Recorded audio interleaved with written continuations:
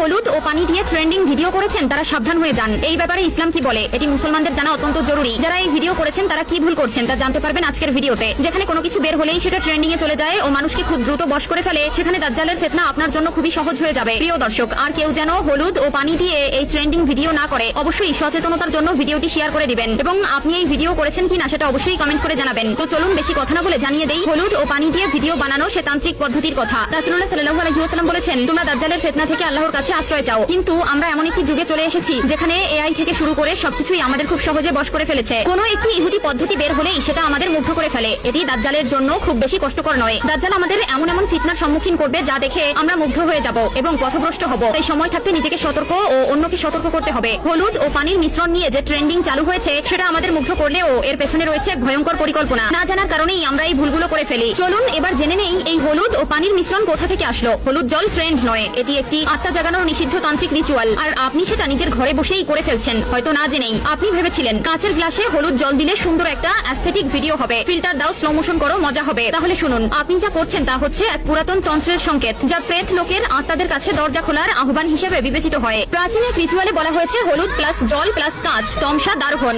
অর্থাৎ অন্ধকার থেকে আত্মার আগমন। এই রিচুয়ালের তিনটি স্তম্ভ: 1 কাঁচ, আত্মার প্রবেশ পথ; 2 জল, আত্মার চলাচলের মাধ্যম; 3 হলুদ, আত্মাকে আহ্বানের সংকেত। আর আপনি সেই আহ্বানকারী। হ্যাঁ, আপনি ডাক দিয়েছেন।